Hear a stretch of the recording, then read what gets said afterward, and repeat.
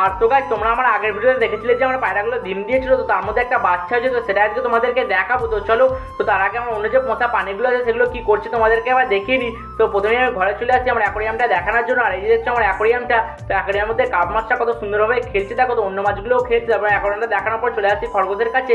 তো খরগোশের কাছে আসতে দেখি খরগোশটা শুয়েছিল, তো আমাকে থেকে উঠে পড়ে। তারপর একটা পাতা খাইয়ে দিই, আর পাতা খাইয়ে চলে আসছি কচ্ছপের কাছে। আর কচ্ছপের কাছে আসতে দেখি কচ্ছপের ট্যাঙ্কের মধ্যে এক কোণে শুয়ে আছে।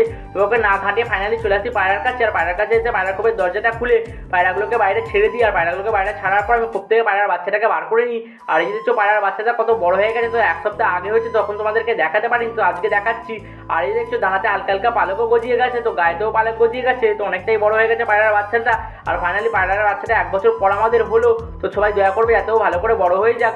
আর তারপর আমি পায়রার বাচ্চাটাকে আবার খোপের মধ্যে পুড়ে দিই। তো খোপের মধ্যে পুড়ে দিয়ে বাইরে চলে আসি। তো আজকের মতো ভিডিওটা এইটুকু। কিন্তু ভিডিও ভালো লাগলে প্লিজ একটা লাইক করে চ্যানেলটিকে সাবস্ক্রাইব করে দেবে। তো বাই।